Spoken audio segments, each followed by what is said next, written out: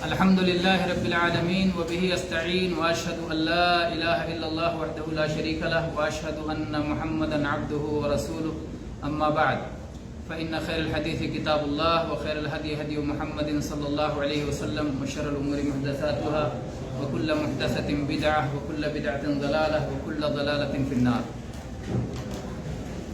میرے بھائیوں، بات یہ چل رہی تھی کہ ہجرت کی تاریخ کیسے طے ہوئی اور سن ہجری کی ابتدا کیسے ہوئی، اور اس سلسلے میں بہت ساری باتوں کا بیان ہو گیا۔ بات یہاں تک پہنچی تھی کہ جب انصار مدینہ نے بیعت عقبہ ثانیہ کیا تو اس موقع پر انہوں نے نبی صلی اللہ علیہ وسلم سے یہ مطالبہ کیا کہ آپ مدینہ تشریف لائیں۔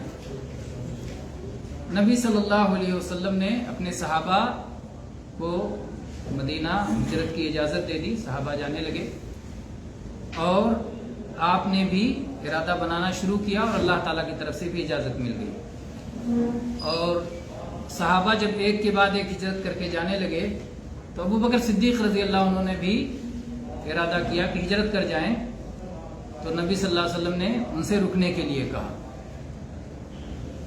اور یہ امید ظاہر کی کہ اللہ تعالیٰ محمد صلی اللہ علیہ وسلم کو بھی، نبی صلی اللہ علیہ وسلم کو بھی ہجرت کی اجازت عطا فرمائے گا۔ ابو بکر صدیق رضی اللہ عنہ کو بڑی خوشی ہوئی کہ نبی صلی اللہ علیہ وسلم کا ساتھ ملے گا، اور انہوں نے اس کی تیاری شروع کر دی۔ اور آپ جانتے ہیں نبی صلی اللہ علیہ وسلم کی وہ حدیث بھی کہ ایک بار آپ نے انصار کو مخاطب ہو کے کہا تھا، یہ انصار کی فضیلت ہے، انصار مدینہ کی، آپ نے فرمایا لولا الہجرہ لکنتم امرأ من الانصار، اگر ہجرت کا شرف نہیں ہوتا، ہجرت کا ثواب نہیں ہوتا، ہجرت کی فضیلت نہیں ہوتی، اللہ تعالیٰ ہجرت کا مقام عطا نہیں کرنا چاہتا تو میں بھی انصار میں پیدا ہوتا۔ اللہ اکبر، کتنی بڑی بات ہے انصار صحابہ کے لیے۔ تو انصار نے اس موقع پر کہا کہ اللہ اور اس کے رسول زیادہ علم والے ہیں اور ان کا ہم پر احسان ہے۔ بہرحال اس کے پیچھے کا کیا واقعہ ہے، اس پر جائیں گے تو پھر نیا موضوع آ جائے گا۔ ایک خاص موقع پر اللہ کے نبی صلی اللہ علیہ وسلم نے صرف انصار کو جمع کر کے ان سے خطاب کیا تھا، اس میں آپ نے یہ کہا تھا کہ اگر ہجرت نہیں ہوتا تو میں انصار میں پیدا ہوا ہوتا۔ تو بہرحال انصار نے طلب کیا اور اللہ کے نبی صلی اللہ علیہ وسلم نے ارادہ بنایا، اور ابو بکر صدیق رضی اللہ عنہ نے اس کی تیاری کرنی شروع کر دی۔ مٹھیاں لائے، ان کو بیری کے پتے کھلا کھلا کے ان کو مضبوط تیار کیا، اور اس کے بعد انتظار میں رہتے تھے کہ کب نبی کریم صلی اللہ علیہ وسلم کا ساتھ ملے اور پھر آپ اجازت دیں اور ہم آپ کے ساتھ جائیں۔ اور پھر ابو بکر صدیق رضی اللہ عنہ نکلے۔ ابو بکر صدیق رضی اللہ عنہ نے جو قربانیاں دی اس موقع پر، پہلے بھی آپ قربانیاں دیتے رہے اور بعد میں بھی قربانیاں آپ نے دی۔ اللہ تعالیٰ نے اس ہجرت کے واقعے کو قرآن پاک میں ذکر کرتے ہوئے فرمایا الا تنصروا فقد نصرہ اللہ، اپنے اللہ تعالیٰ کی طرف سے ایک طرح سے یہ اعلان ہے ان لوگوں کے لیے جو نبی کی نصرت اور تائید سے بھاگتے ہیں۔ الا تنصروا فقد نصرہ اللہ اذ اخرجہ الذین کفروا ثانی اثنین اذ ہما فی الغار اذ یقول لصاحبہ لا تحزن ان اللہ معنا، کہ اگر تم نبی کی مدد نہیں کرتے تو نبی کی مدد تو اللہ نے اس وقت کی تھی جب ظالموں نے، کافروں نے مکہ سے نکال دیا تھا۔ مکہ جو آپ کا وطن، آبائی وطن، جس سے آپ بڑی محبت کرتے تھے، بڑی عقیدت تھی، مکہ کی گلیوں سے، مکہ کے مسجد حرام سے، اللہ کے گھر کعبہ سے اور قریش خاندان سے، اور وہاں آپ کے جو چچا ابو طالب تھے جو آپ کی مدد میں رہے ان سے، اور بھی ساری چیزوں سے۔ مکہ کی عظمت اللہ کے یہاں ہے، خیر و بلاد اللہ، احب و بلاد اللہ الی اللہ، اللہ کے نزدیک سب سے محبوب زمین ہے مکہ۔ اللہ کے نبی کو مکہ سے بڑی محبت تھی، اگر مکہ والے نہ نکالتے تو آپ مکہ سے نہیں نکلتے، لیکن آپ نے نکال دیا۔ آپ کو حیرانی ہوئی تھی جب ورقہ بن نوفل نے کہا تھا کہ ایک دن آئے گا مکہ کے لوگ آپ کو نکال دیں گے۔ مکہ کے لوگ جو آپ کو بہت چاہتے تھے، بڑی عزت کرتے تھے، تو نبی صلی اللہ علیہ وسلم نے تعجب سے پوچھا اوا مخرجیہ ہوں، مکہ کے لوگ مجھے نکال دیں گے؟ یعنی جو مجھ سے اتنا پیار کرتے ہیں، مجھے صادق کہتے ہیں، امین کہتے ہیں، وہ مجھے نکال دیں گے؟ کہا کہ ہاں نکال دیں گے۔ کیوں نکال دیں گے؟ کیونکہ آپ لا الہ الا اللہ کی دعوت لے کے آئے ہیں، اور جو بھی لا الہ الا اللہ کی دعوت اس سے پہلے لاتا رہا اس کے ساتھ یہی سلوک ہوا. میرے بھائیوں، جب لا الہ الا اللہ کی دعوت، توحید کی دعوت ہم پیش کریں گے تو یہ امید نہ رکھیں کہ ہمارے راستوں میں پھول بچھائے جائیں گے. تکلیفیں آئیں گی، مصیبتیں آئیں گی، لیکن عزم کے ساتھ اور اللہ تعالیٰ سے اجر و ثواب کی امید رکھتے ہوئے ہمیں ان مصیبتوں کا سامنا کرنا چاہیے، اللہ سے اجر و ثواب کی امید رکھنا چاہیے. تو اسی لیے اسی چیز کو یاد رکھنے کے لیے صحابہ کرام نے ہجرت کی تاریخ کو اپنا سن بنایا عمر رضی اللہ عنہ کے زمانے میں، کہ جب جب ہم اپنے کیلنڈر پہ نظر ڈالیں گے سن ہجری جب بھی کہیں گے تو ہجرت کی یاد آئے گی، قربانیوں کی یاد آئے گی، مشقتوں کی یاد آئے گی کہ ایسے ہی نہیں اسلام ہمیں بڑی آسانی سے مل گیا ہے کہ باپ دادا کے گھرانے میں پیدا ہو گئے، ہمارے باپ بھی مسلمان، ماں بھی مسلمان، تو ہم بھی مسلمان. اسلام کے لیے کچھ نہیں پتا، اشہد ان لا الہ الا اللہ کا نہیں پتا، اشہد ان محمد رسول اللہ کا نہیں پتا، اسلام کے 5 ارکان کا علم نہیں، ایمان کے 6 ارکان کا علم نہیں. بس یہ کہ ابا مسلمان، امی مسلمان، اس لیے میں بھی مسلمان. یہ نہیں چلنے والا ہے نا. سن ہجری یہ ہمیں یاد دلاتا ہے کہ اسلام قربانیوں کی تاریخ ہے، اور قربانیوں جب اہل ایمان قربانی دیتے ہیں تو اللہ تعالیٰ ان کی قربانی کو ضائع نہیں کرتا. ان اللہ لا یضیع اجر المحسنین. تو بہرحال یہ تاریخ ہجری ہمیں بہت کچھ یاد دلاتی ہے. اس لیے اس موقع پر اگر کوئی یہ سمجھتا ہے کہ نبی صلی اللہ علیہ وسلم کے زمانے میں محرم یہ ہمارے سال کا پہلا مہینہ تھا تو یہ سمجھ اس کی صحیح نہیں ہے. یہ کب طے ہوا؟ عمر رضی اللہ عنہ کے زمانے میں یہ طے ہوا کہ ہجرت کا پکا ارادہ ہوا تھا محرم کے مہینے میں یا ذوالحجہ میں ارادہ ہوا تھا. اور ہجرت کا ارادہ ہو جانے کے بعد جو پہلا مہینہ آیا ہے وہ محرم کا مہینہ آیا ہے. اس لیے ہجری سال کا پہلا مہینہ محرم کا مہینہ ہے اور آخری مہینہ ذوالحجہ کا مہینہ ہے. یہ عمر رضی اللہ عنہ کے زمانے میں طے ہوا. اور یہ کب کی بات ہے؟ دین مکمل ہونے کے بعد کی بات ہے. دین مکمل ہو چکا تھا نا. کب مکمل ہوا دین؟ نبی صلی اللہ علیہ وسلم کی زندگی میں مکمل ہو چکا تھا. تو اب کوئی چیز بڑھا نہیں سکتے، نہ کوئی سنت بڑھا سکتے ہیں، نہ کوئی فرض بڑھا سکتے ہیں، نہ کوئی مکروہ بڑھا سکتے ہیں، نہ کوئی حرام بڑھا سکتے ہیں.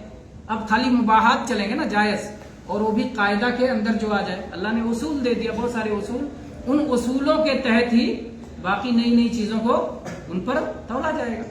جو بھی نئی چیز آئے گی اللہ نے قواعد دے دی ہیں. قواعد پہ آپ قاعدے کے اوپر، قاعدہ کہتے ہیں جڑ اور اساس اور بنیاد کو. بنیاد کے اوپر اینٹ رکھی جاتی ہے نا، اینٹیں کہاں رکھی جاتی ہے؟ بنیاد کے اوپر. تو ایسے ہی قاعدے کے اوپر مسائل بنائے جاتے ہیں. تو ایک قاعدہ اللہ نے دے دیا، اس پر آپ مسائل بناتے جائیں. قیامت تک جتنی چاہیں اونچی دیوار اٹھا لیں. دیواریں نہیں دی گئی، قاعدے دیے گئے. اس لیے آپ قرآن پاک کی تلاوت کریں گے تو آپ کو ایک کے بعد ایک قاعدہ آپ کو ملتا جائے گا. قواعد اسلام میں ہمیں قواعد دیے ہیں. تو اسی لیے قواعد کی بنیاد پر اگر یہ معلوم رہے کہ ہمارا دین نبی صلی اللہ علیہ وسلم کی زندگی میں مکمل ہو گیا تھا اور نبی صلی اللہ علیہ وسلم کی زندگی میں محرم یہ سال کا پہلا مہینہ نہیں تھا، اور اس بنیاد پر سال کے پہلے مہینے کی مبارکباد بھی نہیں تھی، تو پھر یہ قیامت تک دین کا حصہ نہیں بن سکتا ہے. یا آخری مہینہ نہیں تھا ذوالحجہ، اس لیے ذوالحجہ کے اختتام پر لوگ ایک دوسرے سے معافی تلافی کرنے والا حساب نہیں کرتے تھے. تو اب بھی لوگ ایک دوسرے سے معافی تلافی کرنے والا حساب ذوالحجہ میں نہیں کریں گے، کیونکہ یہ ذوالحجہ آخری مہینہ نہیں ہے. اور جہاں تک مراجعہ کا مسئلہ ہے، یعنی آدمی اپنا محاسبہ کرتا رہے، حساب کرتا رہے کہ ہم نے کیا کھویا، کیا پایا، کیا نقصان اٹھایا، کیا غلط کام کیا، کس پر مجھے توبہ کرنا چاہیے اور کس پر مجھے اپنی اصلاح کرنی چاہیے. تو اس کے لیے تو کوئی دن متعین نہیں ہے. نہیں کہنے سنیچر سے ٹھیک رہیں گے، جمعہ سے جو ہے صلاح پڑھنا شروع کریں گے، ہے نا، فلاں دن سے یہ کام کریں گے. جیسے بچے اسکول میں پڑھتے ہیں تو اسکول سال کی تیاری نہیں، وہ سنڈے چھٹی رہتی ہے، منڈے سے تیاری شروع کریں گے، منڈے سے ایگزام کی تیاری شروع کریں گے. تو یہ جو ہے حساب درست نہیں ہے، یہ طریقہ کار درست نہیں ہے. جب آپ کو احساس ہو جائے کہ فلاں چیز غلط ہے تو پھر اسی وقت اس کی اصلاح کر لینی چاہیے. اس کے لیے اصلاح کے لیے وقت نہیں ہے کہ سال کا آخری مہینہ تلاش کیا جائے. تو بہرحال اس لیے جو لوگ بھی اس طرح کی چیزیں محرم کے شروع میں یا ذوالحجہ کے اختتام پہ کرتے ہیں، اس کا شریعت سے کوئی حصہ نہیں. محرم میں اب کیا شریعت کی تعلیم ہے؟ محرم کے مہینے میں شریعت کی تعلیم کیا ہے؟ آپ لوگ بار بار ان چیزوں کو سنتے رہے ہوں گے، اس لیے آپ ہی لوگوں سے سنتے ہیں، ہے نا؟ کیا ہے محرم کا مہینہ؟ محرم ان 3 مہینوں میں سے، بلکہ 4 مہینوں میں سے ایک ہے جو حرمت والے ہیں۔ ان 3 لگاتار مہینوں میں سے، 3 لگاتار ہے نا، حرمت کے 4 مہینے ہیں جس میں سے 3 لگاتار ہیں، پے در پے ہیں، ایک کے بعد ایک ہیں، مسلسل ہیں، ذوالقعدہ، ذوالحجہ، محرم، یہ تینوں لگاتار ہیں، حرمت والے مہینے۔ تو محرم حرمت والا مہینہ ہے۔ اللہ تعالیٰ نے قرآن پاک میں فرمایا ان عدۃ الشہور عند اللہ 12 شہرا فی کتاب اللہ یوم خلق السماوات والارض منها 4 حرم فلا تظلموا فیہن انفسکم۔ اس میں 4 حرمت والے ہیں، ان مہینوں میں اپنی جانوں پہ ظلم نہ کرو۔ ان مہینوں میں کون سے؟ 4 مہینوں میں یا 12 مہینوں میں؟ 4 میں بھی اور 12 میں بھی۔ ظلم ہر مہینے میں منع ہے، 4 مہینوں میں خاص طور پہ اس کا اہتمام کرو۔ ظلم کسی بھی مہینے میں جائز نہیں ہے۔ اپنے آپ پہ ظلم نہ کرو۔ انسان اپنے آپ پہ کیسے کیسے ظلم کرتا ہے؟ ایک ظلم ہوتا ہے دوسرے پہ کرتے ہو، آپ دوسرے کو مار دیا، دوسرے کا مال چھین لیا، دوسرے کی عزت و آبرو پہ حملہ کیا، یہ دوسرے پہ ظلم ہو گیا۔ اور ایک ہوتا ہے جو آپ خود پہ ظلم کرتے ہیں، اللہ کی نافرمانی کر کے، اللہ کے رسول کی نافرمانی کر کے آپ اپنے آپ پہ ظلم کرتے ہیں۔ اپنے نفس کا بھی کچھ حق ہے نا، رات کو سونا چاہیے تو آپ پوری رات جاگ جاؤ، تو آپ نے اپنی جان پہ ظلم کیا ہے نا۔ جس وقت آرام کرنا چاہیے اس وقت تھکو، جس وقت اللہ نے سواری مہیا کی ہے کہ سواری پہ سوار ہو گئے کام کر لو، اس وقت پیدل چلو، ہے نا۔ جس وقت اللہ تعالیٰ نے کوئی اور آسانی دی ہے، آپ کو اچھا خاصا کھانے پینے کی اجازت دی ہے، اس وقت آپ بھوکے رہو۔ اللہ تعالیٰ نے تو آپ کو جو سہولتیں مہیا فرمائی ہیں، آسانیاں عطا فرمائی ہیں، ان آسانیوں کو استعمال نہ کرو، اللہ کی نعمتوں کو، اللہ کی نعمت کو استعمال نہ کرنے کی ایک وجہ تو اللہ کی شان میں گستاخی ہو سکتی ہے۔ جیسے کوئی کہے بھائی ایک کریم اور سخی آدمی آپ کو کچھ دے رہا ہے اور آپ اپنی شان دکھائیں نہیں مجھے نہیں چاہیے، تو یہ تو گستاخی ہے نا، بے ادبی ہے۔ ایک کریم دے رہا ہے، اللہ تعالیٰ سب کچھ دے رہا ہے، عطا کر رہا ہے، اس کے بعد آپ کہیں مجھے نہیں چاہیے، تو یہ کیا ہے؟ یہ بے ادبی اور گستاخی ہے۔ بعض لوگ اس کو سمجھتے نہیں ہیں، یہ تھوڑا سا باریک مسئلہ ہے، بہت زیادہ باریک نہیں ہے لیکن تھوڑا باریک ہے، غور کرنے کی ضرورت ہے۔ اللہ آپ کو نعمت دے رہا ہے، مال دیا ہوا ہے، اور اس کے بعد بھی کہتے نہیں میں تو ایسے ہی موٹا جھوٹا پھٹا سٹا پہنوں گا، اچھا کپڑا نہیں پہنوں گا، جبکہ اللہ دے رہا ہے۔ اللہ دے رہا ہے، آپ اچھا کھا سکتے ہو پھر بھی آپ نہ کھاؤ، اچھی سواری سے چل سکتے ہو پھر بھی نہ چلو، کیوں؟ کیونکہ مجھے نہیں چاہیے ان نعمتیں، تو یہ اللہ کی شان میں گستاخی ہے۔ آپ ان نعمتوں کو دیا استعمال کرو۔ اسی لیے نبی صلی اللہ علیہ وسلم نے فرمایا کہ جب بندہ کسی بندے کو اللہ نعمت دے فَلْيُرَى أَثَرَ نِعْمَةِ اللَّهِ عَلَيْهِ، تو اللہ کی نعمتوں کا اثر اس پر نظر آنا چاہیے۔ اور اللہ تعالیٰ نے قرآن پاک میں فرمایا وَأَمَّا بِنِعْمَةِ رَبِّكَ فَحَدِّثْ، اپنے رب کی نعمتوں کو بیان کرو یا اپنے رب کی نعمتوں کی قدر کرو، استعمال کرو۔ تو نعمتوں کی قدر ہونی چاہیے اور ان کا استعمال ہونا چاہیے۔ وہ صحابی کا قصہ آپ جانتے ہیں، صحابی آئے اور ایسے ہی پھٹا پرانا پہنے ہوئے، تو اللہ کے نبی ان سے پوچھا تمہارے پاس کچھ مال ہے؟ کہا اللہ کے نبی کون سا مال؟ بکری والا مال، اونٹ والا مال۔ اپنے یہاں جو ہے جو بدو ہوتے ہیں، گاؤں کے لوگ ہوتے ہیں، ان کا دھن یہی ہوتا ہے نا، اتنی بھینس ہے میرے پاس، اتنا دھن ہے، اتنی گائے، اتنا دھن ہے، وہی دھن ہے ان کا، وہی مال ہے۔ تو یہاں عرب میں بھی ان کا مال یہی ہوتا تھا کہ اتنی بکریاں میرے پاس، اتنے اونٹ میرے پاس، اتنی گائیں میرے پاس۔ تو انہوں نے کہا اللہ کے نبی کون سا مال؟ تو کہا کوئی بھی، کون سا مال؟ کہا میرے پاس اللہ نے سب مال دیا ہے، میرے پاس اونٹ بھی اتنے ہیں، میرے پاس گائیں بھی اتنی ہیں، میرے پاس بکریاں بھی اتنی۔ تو کہا جب اتنا سب ہے تو پھٹا پرانا کیوں پہنا ہے؟ پہنو، اچھا پہنو، اچھا کھاؤ۔ آپ نے ان کو کہا کہ جب اللہ نے نعمت دی ہے تو نعمت کا اثر نظر آنا چاہیے۔ اس کا کیا فائدہ ہوگا؟ اس کا فائدہ یہ ہوگا، ایک تو جو لوگ محروم ہیں نعمت سے محروم ہیں اور ضرورت مند ہیں، ہو سکتا ہے دیکھیں گے یار فلاں آدمی اچھا کھاتا پیتا ہے، وہ میری ضرورت میں میرے کام آ سکتا ہے، تو ضرورت مند آپ کے پاس آ سکتے ہیں، خود آ سکتے ہیں۔ ایک آدمی جو خود ضرورت مندوں کی مدد نہیں کر سکتا ہے لیکن سفارش کر سکتا ہے، جانتا ہے کہ فلاں آدمی بڑا اچھا کھاتا پیتا ہے، اگر میں کسی کو اس کے پاس بھیج دوں گا تو وہ اس کی مدد کر دے گا، تو وہ بھیج سکتا ہے، سفارش کرنے والا سفارش کر سکتا ہے۔ تو یہ اس کا فائدہ ہے. لیکن اس میں بھی غلو نہیں ہونا چاہیے کہ اتنی نعمتیں یہیں استعمال کر لو کہ جیسا کہ اس قرآن کی آیت کے ذیل میں آ جائے جس میں اللہ تعالیٰ نے فرمایا ہے اذھبتم طیباتکم فی حیاتکم الدنیا واستمتعتم بها. جو کچھ تمہیں ثواب ملنا تھا سارا ثواب کا بدلہ تم نے دنیا ہی میں کھا پی کے اڑا دیا. یعنی خود اپنے ہی اوپر خرچ کرتے رہو صدقہ خیرات اور اللہ کے حقوق یاد نہ رہ جائیں. تو پتہ چلا کہ آپ کو اللہ نے جو نعمت دی تھی اس کے شکرانے میں جو آپ کو خود استعمال کرنا تھا اور غریبوں کو دینا تھا تو آپ نے خود ہی پر سارا استعمال کر لیا اور دوسرے حقوق ضائع کر دیے اور خود کا اتنا استعمال کر لیا کہ آخرت میں کچھ اجر و ثواب بچا ہی نہیں. تو یہ نہیں ہونا چاہیے, دونوں نہیں ہونا چاہیے, ہے نا. اسی لیے اسلام کیا کہتے ہیں وَكَذَلِكَ جَعَلْنَاكُمْ أُمَّةً وَسَطًا, ہم نے تم کو درمیانی امت بنایا ہے. نہ اس میں غلو ہے نہ جفا ہے نہ کوتاہی ہے اور نہ ہی حد سے تجاوز ہے. ہمیشہ اعتدال ہونا چاہیے. تو ایسا بھی نہ ہو کہ اللہ کی نعمتوں کو حرام کر لیں. جیسے کہ وہ بزرگ کا قصہ سناتے ہیں کہ ایک بزرگ ہمیشہ ستو پہ اکتفا کرتے تھے, کہتے تھے ستو کھاتے تھے, اگر ہم باقاعدہ چاول پکا کے روٹی پکا کے کھائیں گے تو ہمارا 1 گھنٹہ ضائع ہو جائے گا, اس لیے ستو پھانک لیں گے تو اتنے وقت میں کچھ اور کر لیں گے. تو یہ بھی صحیح نہیں. ہر نعمت جو اللہ کے نبی صلی اللہ علیہ وسلم کو میسر آتی تھی آپ کھاتے تھے. کبھی ایسا ہوا کہ آپ کو گوشت دیا گیا اور اللہ کے نبی نے ہٹا دیا کہ نہیں میں گوشت نہیں کھاؤں گا؟ ایسا ہوا؟ جیسے بعض بزرگوں کے بارے میں بیان کیا جاتا ہے کہ ان کو گوشت دیا جاتا تھا تو کہتے تھے نہیں ہمارا ستو ہی ہمارے لیے رہنے دو. تو یہ غلط طریقہ ہے. ہمیں ہر چیز میں اللہ تعالیٰ نے محمد صلی اللہ علیہ وسلم کو ہمارے لیے اسوا بنا کے بھیجا, نمونہ بنا کے بھیجا. بہرحال بات کہاں سے کہاں چلی گئی, ہم لوگ کہاں تھے, تاریخ پر اور محرم پر, کہ محرم میں 4 مہینے کے بجائے پورے 12 مہینے اور جو ہے اپنی جانوں پہ ظلم نہ کرو. اور اپنی جانوں پہ ظلم میں سے یہ بھی ہے کہ جان کا حق اسے عطا کرو, جسم کا حق اسے ادا کرو, جسم کا حق ادا ہو اور سارے حقدار کو اس کا حق دینا چاہیے. اس میں سے سب سے بڑا حق جو ہر انسان پہ ہو کس کا ہے؟ جو سب سے بڑا ظلم ہے چھوڑنا. جو چھوڑنا سب سے بڑا ظلم ہے اور ادا کرنا سب سے بڑا حق ہے. اللہ اکبر. توحید, اب توحید ہی بھول جائیں گے اتنا سب کچھ سکھانے کے بعد. سب سے بڑا حق اللہ کا ہے, اللہ کا حق ہے سب سے بڑا حق. توحید کو اپنانا یہ سب سے بڑا حق ہے, ایک اللہ کی توحید کو ماننا. اور اس کے مقابلے میں کیا ہے؟ شرک سب سے بڑا ظلم ہے.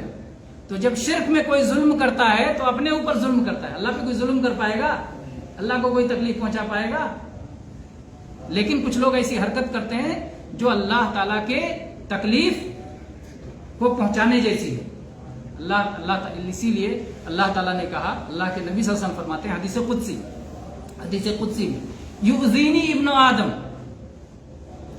آدم کا بیٹا مجھے تکلیف پہنچاتا ہے. اللہ کے لیے بچہ کہتا ہے اللہ کے بیٹا ہے. عیسیٰ علیہ السلام کو کہتا ہے اللہ کا بیٹا. یہ اللہ کو تکلیف پہنچانے کا ذریعہ.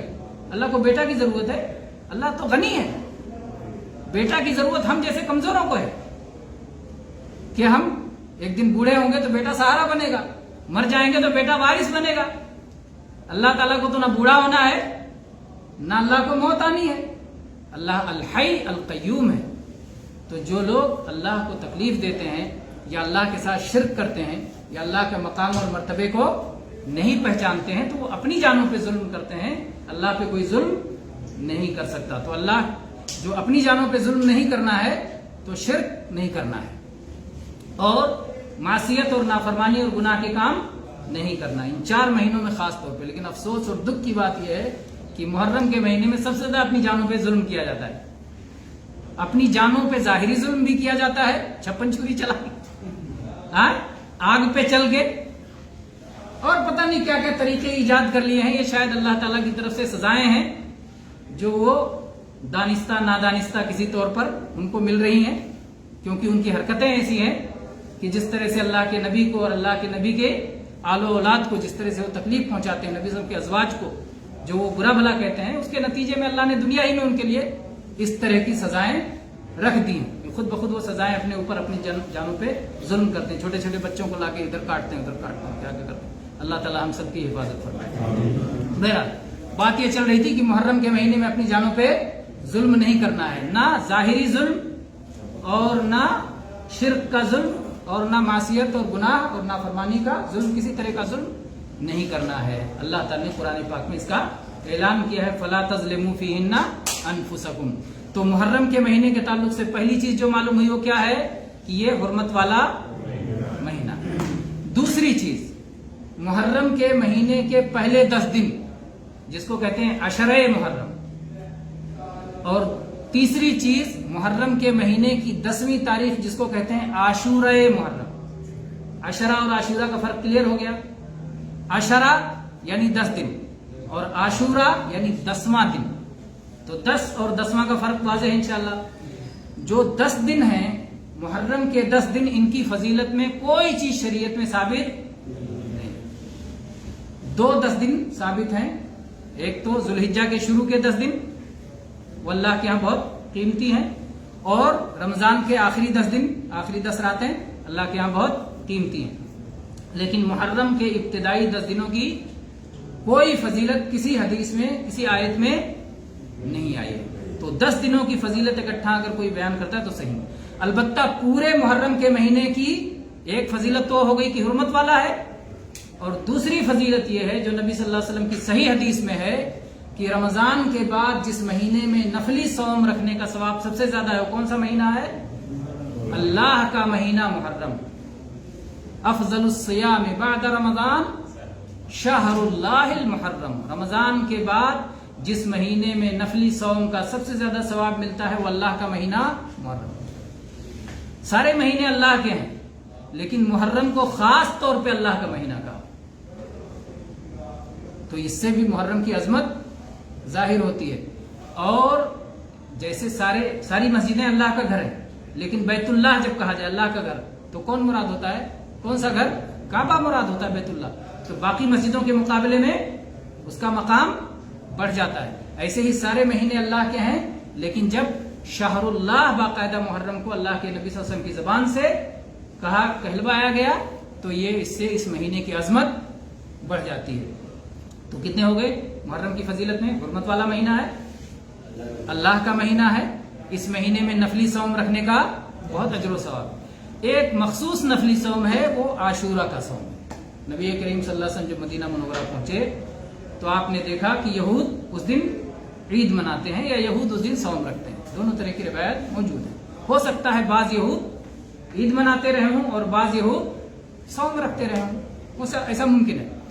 تو آپ صلی اللہ علیہ وسلم نے کہا کہ پوچھا ان سے کہ کیوں صوم رکھتے ہو؟ انہوں نے کہا اسی دن اللہ تعالیٰ نے موسیٰ علیہ السلام کو فرعون کے ظلم و زیادتی سے نجات عطا فرمائی تھی. فصامہ موسیٰ شکرن, تو موسیٰ علیہ السلام نے شکرانے میں صوم رکھا تھا, روزہ رکھا تھا, تو اس لیے ہم لوگ بھی رکھتے ہیں. تو اللہ کے نبی صلی اللہ علیہ وسلم فرمایا نحن احق بموسیٰ منکم, ہم لوگ موسیٰ علیہ السلام کے معاملے میں تم سے زیادہ حقدار ہیں, کیونکہ موسیٰ علیہ السلام بھی توحید کی دعوت لائے تھے اور ہم سب بھی توحید پر چلنے والے اور توحید کی دعوت دینے والے ہیں, تو اس لیے ہم ان کے قریبی ہیں. تو اللہ کے نبی صلی اللہ علیہ وسلم نے خود بھی صوم رکھا اور اعلان کر دیا کہ ہر کوئی صوم رکھے. رمضان کا صوم فرض ہونے سے پہلے عاشورہ کا صوم فرض تھا. جب رمضان فرض ہو گیا تو عاشورہ کا صوم مستحب ہو گیا. اگر کوئی رکھے گا تو اجر و ثواب پائے گا, اگر نہیں رکھے گا تو کوئی گناہ نہیں پڑے گا. کیا ثواب ہے؟ عرفہ کی والی حدیث میں جو ثواب آیا ہے اسی حدیث میں اس کا بھی ذکر ہے. یاد رہ گئی کس حدیث کی کتاب میں تھی اور کون سے صحابی کی روایت؟ ابو قتادہ رضی اللہ عنہ, صحیح مسلم کی حدیث. صحیح مسلم کی حدیث ابو قتادہ رضی اللہ عنہ کی روایت ہے جس میں عرفہ کا بیان ہے. صوم یوم عرفہ احتسب علی اللہ عز وجل ان یکفر السنۃ الماضیہ والسنۃ الباقیہ, کہ عرفہ کے دن کے صوم کے بارے میں اللہ سے امید ہے کہ 1 سال پیچھے 1 سال آگے 2 سال کے گناہ معاف. اور محرم کی 10ویں تاریخ کے بارے میں کیا کہا؟ صوم یوم عاشورہ احتسب علی اللہ عز وجل ان یکفر السنۃ الماضیہ.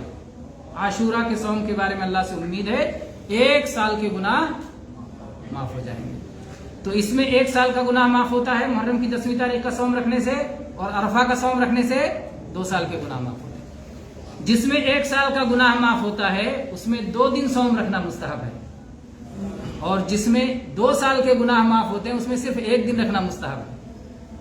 یہ یاد کرنے کے لیے ایک لنک ہے, بس ہے نا, لنک چیزوں کو جوڑنے سے چیزیں یاد رہتی ہیں. تو محرم میں اللہ کے نبی صلی اللہ علیہ وسلم نے آپ نے فرمایا کہ اگر اگلا سال میں زندہ رہا، آخری سالوں میں آپ کے بتایا گیا یہود کی مخالفت کے تعلق سے، آپ نے کہا اگر اگلے سال زندہ رہا تو میں 9 کو رکھوں گا، لئن عشت الی قابل لاصومن التاسع، اگر میں اگلے سال زندہ رہا تو 9 کو رکھوں گا۔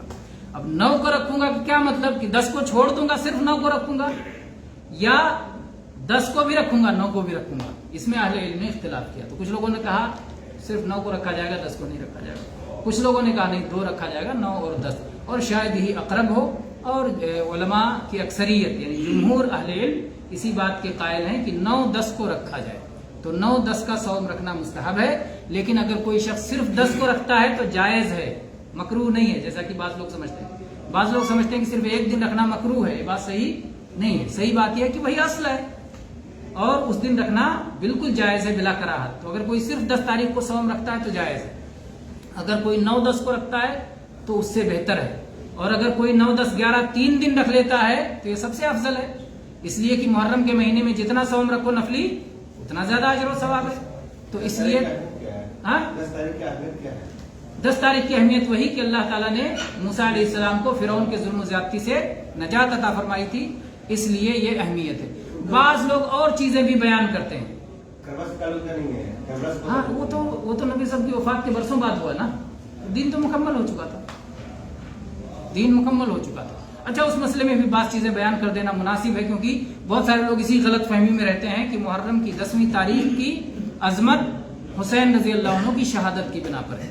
حسین رضی اللہ عنہ کی شہادت، اس میں کوئی شک نہیں کہ یہ افسوس کی بات ہے، ہمارے لیے دکھ کی بات ہے کہ نبی کے نواسے کو اس طرح مظلومانہ شہید کیا گیا، لیکن عثمان رضی اللہ عنہ کے لیے فضل کی بات ہے کہ اللہ نے شہادت کا مقام عطا کیا، نبوت کا مقام ہے، پھر صدیقیت کا مقام ہے، پھر شہید کا مقام ہے، پھر صالح کا مقام ہے نا۔ الذین ومن یطع اللہ والرسول فاولئک مع الذین انعم اللہ علیہم من النبیین والصدیقین والشہداء والصالحین۔ حسن اور حسین رضی اللہ عنہما، یا حسین رضی اللہ عنہ خاص طور پر نبی صلی اللہ علیہ وسلم کے زمانے میں یہ بچے تھے، اور صحابہ کرام کے ساتھ میں جا کر کے جنگ لڑنے کا انہیں موقع نہیں ملا، جیسے کہ بہت سارے صحابہ کرام نبی صلی اللہ علیہ وسلم کے ساتھ جنگ لڑے اور جنگ میں انہوں نے اپنی جان کی قربانی پیش کی، یہ موقع نہیں ملا۔ اللہ تعالیٰ چاہتا تھا کہ ان کو یہ موقع، یہ مقام ملے، اللہ تعالیٰ نے شہادت عطا فرما کے ان کو یہ مقام عطا فرمایا، تو یہ مقام کوئی افسوس کا مقام نہیں ہے، دکھ کا مقام نہیں۔ اچھا اگر افسوس مان لیا جائے، دکھ مان لیا جائے، غم، تو اس سے پہلے میں نے بتایا کہ دکھ کو تر و تازہ کرنا، بار بار غم کو یاد کرنا، یہ اسلام کا طریقہ نہیں ہے۔ سب سے پہلا قتل جو اس دنیا میں ہوا وہ کس کا قتل ہے پتہ ہے؟ حابیل کا قتل ہے، حابیل کا قتل ہے، آپ حابیل علیہ السلام بھی کہہ سکتے ہیں، حابیل علیہ السلام کا قتل ہے۔ کیوں؟ کیونکہ ان کی قربانی اللہ نے قبول کی تھی، نیک بندے تھے نا، اللہ تعالیٰ نے قرآن پاک میں ذکر کیا ہے، اور نیک بندوں کو ہی دعا دی جاتی ہے علیہ السلام۔ اللہ تعالیٰ نے فرمایا قرآن پاک کی وہ آیت جس میں اذ قربا قربانا فتقبل من احدهما ولم يتقبل من الاخر قال لا اقتلنك، کہ یاد کرو آدم کے 2 بیٹوں کا قصہ کہ ان میں سے دونوں نے اپنی اپنی قربانی پیش کی، ایک کی قربانی اللہ نے قبول کر لی، دوسرے کی قربانی قبول نہیں کی۔ جس کی قربانی قبول نہیں اس نے کہا تمہیں مار ڈالوں گا، تو یہ کون تھا جس کی قبول نہیں ہوئی تھی؟ قابیل، اور حابیل کی قربانی قبول ہو گئی تھی تو کہا تمہیں مار ڈالوں گا، کہا تم مار ڈالو، میں تو اپنا ہاتھ نہیں اٹھاؤں گا مقابلے میں، میں تو چاہتا ہوں اللہ مجھے ثواب دے، اجر و ثواب دے، تو اس نے مار ڈالا۔ نبی کریم صلی اللہ علیہ وسلم نے فرمایا کہ اس روئے زمین پر جب کہیں کوئی قتل ہوتا ہے تو اس کا گناہ قابیل کو جاتا ہے، لأنہ اول من سن القتل، اس لیے کہ اس نے قتل کی بنیاد رکھی، قتل کی ابتدا کی، تو سارے قتل کا گناہ اس کو جاتا ہے، قابیل کو سارے قتل کا گناہ۔ حسین رضی اللہ عنہ کے قتل کا گناہ بھی قابیل کو پہنچے گا، اور جتنے نبیوں کو یہودیوں نے قتل کیا ان نبیوں کے قتل کا گناہ بھی قابیل کو پہنچے گا۔ عمر رضی اللہ عنہ کے قتل کیے جانے کا گناہ بھی قابیل کو پہنچے گا، علی رضی اللہ عنہ کے قتل کرنے کا گناہ بھی قابیل کو پہنچے گا، عثمان رضی اللہ عنہ کے قتل کیے جانے کا گناہ بھی قابیل کو پہنچے گا۔ لیکن قابیل پہ لعنت کا آئی ہے کسی حدیث میں کہ قابیل کا نام لے کے لعنت کرو؟ کوئی ایک حدیث نہیں ہے. اس لیے کہ قاتلوں پہ بار بار لعنت کرنا، زندگی بھر لعنت کرنا، یہ ہمارا دین نہیں ہے. جن لوگوں نے آج بنا لیا کہ صبح شام یزید پہ لعنت کرو، یہ نہیں دین ہے بھائی. یہ کہاں دین ہے؟ یہ دین ہی نہیں ہے. دین کے نام پہ دین گڑھا جا رہا ہے. دین وہ ہے جو اللہ نے اتارا ہے، دین وہ نہیں ہے. تو اگر حسین رضی اللہ عنہ کی شہادت قابل افسوس ہے، کوئی شک نہیں قابل افسوس ہے، لیکن اس کو بار بار یاد کر کے اس کا غم تازہ نہیں کیا جائے گا. اور جب بھی یاد آ جائے تو کیا کریں گے؟ اس وقت کیا پڑھنا چاہیے مصیبت میں؟ والذین اذا اصابتهم مصیبۃ قالوا انا للہ وانا الیہ راجعون. اہل ایمان کو جب کوئی مصیبت آتی ہے تو انا للہ وانا الیہ راجعون پڑھتے ہیں. اللہ نے اس کا بدلہ کیا بیان کیا کہ جو لوگ ایسا کرتے ہیں اولئک علیہم صلوات من ربہم ورحمہ واولئک هم المہتدون. یہی وہ لوگ ہیں جو مصیبت میں ایسا کام کرتے ہیں، انا للہ وانا الیہ راجعون پڑھتے ہیں، ان پر اللہ کی رحمت کا نزول ہوتا ہے اور اللہ تعالیٰ ان پر صلاح بھیجتا ہے. صلاۃ اور رحمت بہت سارے لوگ ایک ہی ترجمہ کر دیتے ہیں. صلاۃ یہ رحمت سے اعلیٰ چیز ہے، اللہ نے اس لیے الگ الگ رکھا. اور یہی لوگ راہ ہدایت پر ہیں جو مصیبت آنے پہ انا للہ. تو اگر کبھی حسین رضی اللہ عنہ کی شہادت یاد آئے تو کیا پڑھنا چاہیے؟ انا للہ وانا الیہ راجعون. جتنی بار آپ پڑھیں گے آپ کو اجر و ثواب ملے گا. حسین رضی اللہ عنہ کی شہادت افسوسناک کیوں ہے؟ کیونکہ وہ نبی کے نواسے ہیں، نبی کی بیٹی فاطمہ رضی اللہ عنہا کے بیٹے ہیں.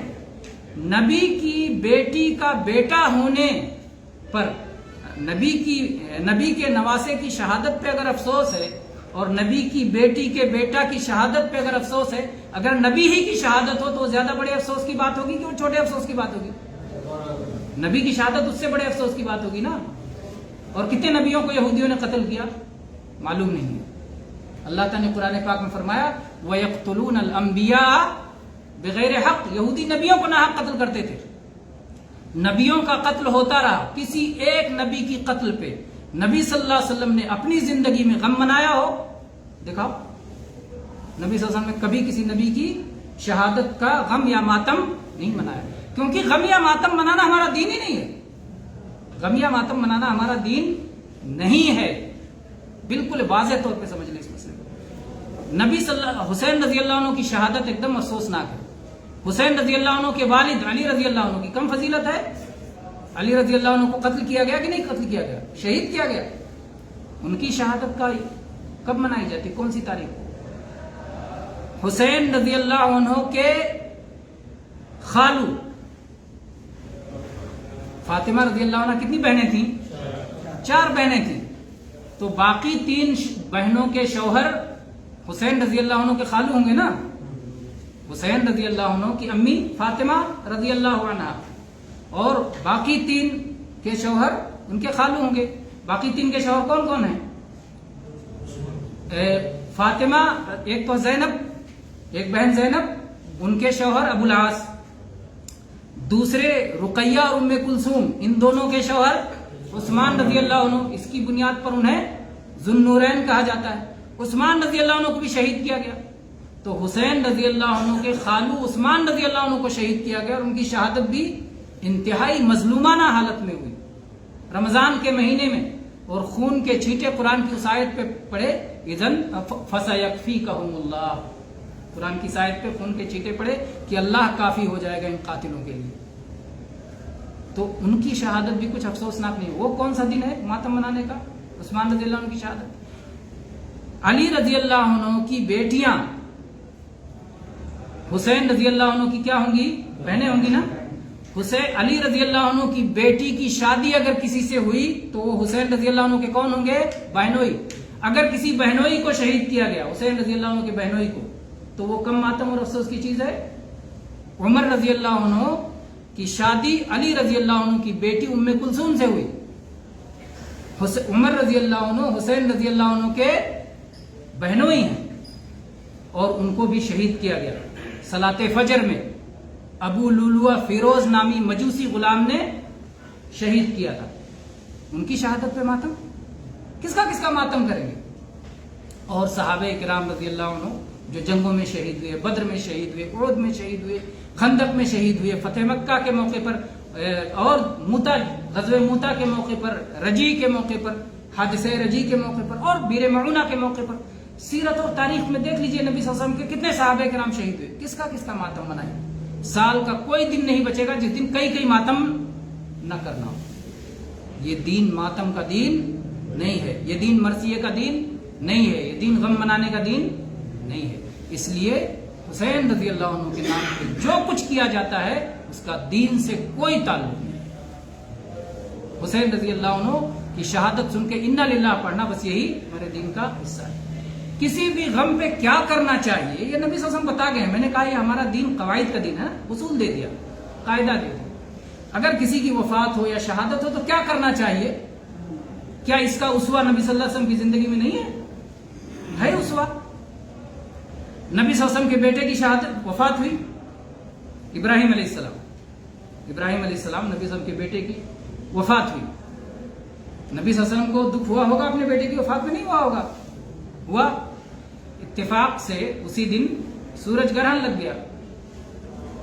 صحابہ کرام کہنے لگے نبی صلی اللہ علیہ وسلم کے بیٹے کی وفات ہوئی، دیکھو آسمان پہ اثر ظاہر ہو گیا، سورج کو گرہن لگ گیا۔ اللہ کے نبی صلی اللہ علیہ وسلم یہ قطعاً برداشت نہیں کرتے تھے کہ عقیدہ خراب ہو جائے، ایمان خراب ہو جائے، توحید بگڑ جائے۔ اس لیے اللہ کے نبی صلی اللہ علیہ وسلم نے فوراً سب کو جمع کیا اور کیا کہا؟ میرے بیٹے ابراہیم کی وفات کی وجہ سے نہیں سورج گرہن لگا ہے۔ الشمس والقمر آیتان من آیات اللہ یخسفہم اللہ، اللہ تعالیٰ ان پہ گرہن لگاتا ہے۔ یہ دونوں اللہ کی نشانیاں، سورج اور چاند، یہ کسی کے مرنے اور جینے سے ان پہ گرہن نہیں لگتا۔ اللہ اکبر! کوئی جھوٹا شخص ہوتا فوراً اس موقع سے فائدہ اٹھاتا، دیکھو میرا بیٹا مرا اور آسمان میں اثر ہو گیا، آسمان تک یہ غم پہنچا اور سورج پہ گرہن لگ گیا۔ لیکن نبی کریم صلی اللہ علیہ وسلم اللہ کے سچے نبی تھے، آپ نے عقیدے کو بگڑنا برداشت نہیں کیا اور آپ نے کہا نہیں، سورج گرہن یا چاند گرہن یہ کسی کے مرنے جینے سے نہیں لگتا، یہ اللہ تعالیٰ کا حکم ہے، اور اللہ تعالیٰ اس سے تمہارے دلوں میں ڈر پیدا کرنا چاہتے ہیں کہ جو اللہ سورج کو گرہن لگا دیتا، چاند کو گرہن لگا دیتا، ان کو بے نور کر دیتا، ان کی روشنی چھین لیتا ہے، وہ قادر مطلق، اس سے ڈرو اور اس کے حکم کی تعمیل کرو، اس پر ایمان لاؤ اور نیک عمل کرو۔ اس لیے اللہ تعالیٰ ایسا کرتا ہے۔ تو بہرحال بات یہ ہو رہی تھی کہ غم پہ کیا کیا اللہ کے نبی صلی اللہ علیہ وسلم نے؟ غم پہ انا للہ و انا الیہ راجعون پڑھا۔ آپ نے ابراہیم کو گود میں لیا اور کہا کہ ہم انا بفراقک یا ابراہیم لمحزونون، ابراہیم تمہارے غم پہ، تمہاری جدائی پہ، تمہاری وفات پر اس کا صدمہ ہمیں ہے، اس کا غم ہمیں ہے، لیکن لا نقول الا ما یرضی ربنا، ہم کوئی بات ایسی اپنی زبان سے نہیں کہہ سکتے جس میں رب کی رضا نہ ہو، رب کی مرضی کے خلاف ہم کوئی بات اپنی زبان سے ادا نہیں کر سکتے۔ رب کو راضی کرنا ہمارے لیے اصل ہے۔ تو آپ نے نہ کوئی رویا نہ دھویا نہ کوئی چیز نہیں، آپ کی آنکھوں سے آنسو نکلا۔ غم کے موقع پہ ایسا ہوتا ہے، وہ نہیں جو ناٹک میں آنسو بہاتے ہیں مگر مچھ کے، نہیں، حقیقی طور پر، طبعی طور پر جب دل میں رنج ہوتا ہے تو آنکھوں سے آنسو نکلتے ہیں۔ بعض صحابہ نے کہا اللہ کے نبی آپ روتے ہیں، ہم کو رونے سے منع کرتے ہیں۔ صحابہ میں یہ بات کتنی معروف تھی کہ موت پہ رویا نہیں جائے گا، اسی لیے صحابہ نے اللہ کے نبی سے کہا کہ اللہ کے نبی آپ رو رہے ہیں آنسو بہنے پر؟ تو اللہ کے نبی نے کہا نہیں، ہذہ رحمہ جعلہ اللہ فی قلوب عباد، یہ تو رحمت کے آنسو ہیں، اللہ نے اپنے بندوں کے دلوں میں جو رحمت رکھا ہے اس رحمت کی وجہ سے آنسو خود بخود جاری ہو جاتے ہیں۔ انما یؤاخذ بہذا، آپ نے اپنی زبان پکڑ کے صحابہ کو بتایا اللہ اس پر سزا دیتا ہے کہ جو زبان سے بڑبڑ کرتے ہو، زبان سے بلا وجہ کا مرثیہ اور بناوٹیں کرتے ہو اور زبان سے چیخ و پکار کرتے ہو، اس پر اللہ سزا دیتا ہے۔ اسی لیے اللہ کے نبی صلی اللہ علیہ وسلم نے فرمایا نوحہ کرنے والیوں کی سزاؤں کا حدیث میں اعلان ہے کہ اگر وہ توبہ کیے بغیر مر گئی، نوحہ کرنے والی، ماتم کرنے والی، تو اس کو کیا کیا سزا ملے گی، اس کی سزاؤں کا اعلان ہے۔ تو بہرحال نوحہ اور ماتم اور زبان سے چیخنا چلانا اور کپڑے پھاڑنا اور تماشے کرنا یہ منع ہے، نہ کہ رحمت کے آنسو جو خود بخود نکل جائے۔ اسی طرح سے اگر ہم حدیث میں تلاش کریں غم کے اور بھی واقعات، اللہ کے نبی کا اسوہ کیا ہے، کبھی آپ نے اس کو بار بار دوبارہ یاد نہیں کیا۔ آپ کے چچا حمزہ رضی اللہ عنہ، اللہ رسول کے شیر حمزہ رضی اللہ عنہ کو شہید کر دیا گیا، اس لڑائی میں، احد کی لڑائی میں شہید کر دیا گیا، اور آپ کو اتنا غم ہوا کہ آپ نے کہا اما حمزہ فلا بواکی علیہ، حمزہ پر کوئی آج رونے والا نہیں۔ یعنی ایک زمانہ ہوتا تھا کہ ان کے جیسا شخص اگر وفات پا جائے، شہادت ہو جائے، تو چیخو پکار کی آوازیں آسمان تک پہنچے، اتنا عظیم شخص کی وفات ہوئی، اس لیے نہیں کہا کہ رو، ورنہ صحابہ آپ کے حکم کی تعمیل نہیں کرتے. کوئی نہیں رویا. کہا کہ آج ان پہ کوئی اتنا غم ہوا آپ کو, دکھ ہوا آپ کو, لیکن آپ نے ان کا کوئی ماتم نہیں کیا. اور اس کے بعد ہر سال ماتم کرنا تو اور زیادہ لغو ہے. فوراً نہیں کیا تو بعد میں کیا کریں گے؟ فوراً اسی وقت جبکہ غم تازہ تازہ ہو زیادہ تکلیف ہوتی ہے, اس وقت بھی نہیں کیا, بعد میں بھی کبھی نہیں کیا. اسی طرح سے آپ اور بھی غم کے واقعات دیکھ لیں. بلکہ اس موقع پر اپنے آپ پہ قابو کرنا فضیلت کی چیز ہے. اگر آپ کے گھر میں وفات ہو جائے, بیٹے کی وفات, بچے کی وفات پر سب سے زیادہ تکلیف کس کو ہوتی ہے؟ ماں کو نہ کہ باپ کو؟ ماں کو تکلیف ہوتی ہے. لیکن اگر کوئی ماں اپنے بیٹے کی وفات پر غم نہ منائے تو فضیلت والی ہے. یہ ہمارے اسلام کی تعلیم. وہ حدیث پڑھیں, طلحہ رضی اللہ عنہ, ام سلیم اور طلحہ رضی اللہ عنہ کا واقعہ. بیٹا بیمار تھا, طلحہ رضی اللہ عنہ کا بیٹا بیمار تھا. روز گھر سے باہر چلے جاتے تھے, آتے تھے, پوچھتے تھے بیٹا کیسا, بتاتے. ایک دن بیٹے کی وفات ہو گئی. جب وہ باہر سے آئے تو بیٹے کی ماں نے, ام سلیم رضی اللہ عنہ نے اچھا کھانا پکایا, اچھے سے بنی سنوری تیار ہوئی. شوہر آئے, ان کا اچھا استقبال کیا گھر پہ کہ تھکے ماندے آئے ہیں. اور پھر انہوں نے جب پوچھا کہ بیٹے کا کیا حال ہے, کہا پہلے سے زیادہ پرسکون ہے. اس کے بعد کھانا کھایا اور میاں بیوی جو آپس میں کرتے ہیں, رات میں ہم بستری بھی کی. اس کے بعد بتایا کہ اچھا طلحہ یہ بتاؤ کہ اگر کسی نے آپ کو کوئی چیز امانت دی ہو اور وہ واپس لے لے تو آپ کا کیا خیال ہے؟ کیا خیال ہے؟ جس نے امانت دی ہے اسی کا حق ہے, وہ لے لے. کہا ہمارا بیٹا اللہ کی امانت تھا, اللہ نے واپس لے. بچے کی وفات ہو, اتنا مضبوط دل. انہیں بڑا غصہ آیا. باپ کو بھی تکلیف ہوتی ہے نا بچے کی وفات. کہا یہ سب کر لیا, میاں بیوی ہم بستری تک کر لیا, تم نے بتایا نہیں. اچھا ٹھیک ہے, صبح نبی صلی اللہ علیہ وسلم کے پاس جائیں گے. نبی صلی اللہ علیہ وسلم کی خدمت میں پہنچے, آپ کو ماجرا بیان کیا. اللہ کے نبی نے دعا دی کہ اللہ تعالیٰ تمہاری اس رات میں برکت نازل فرمائے. اور اس رات کے ذریعے سے جو بچہ پیدا ہوا وہ حافظ قرآن, عالم دین ہوا. اللہ کے نبی نے یہ نہیں کہا کہ ایسا کیوں کر لیا, دعا دی آپ نے. گویا تم نے کوئی جو کام کیا اچھا کیا ہے. تو بڑے سے بڑا غم ٹوٹے اس موقع پر اپنے آپ کو کنٹرول کر لینا, قابو کر لینا, صبر کر لینا. یہی تو صبر پہ اجر و ثواب ہے. انما الصبر عند الصدمۃ الاولی, صدمہ کے اول وقت پر صبر کرنا ہی اصل صبر ہے. بعد میں تو صبر آ ہی جاتا ہے.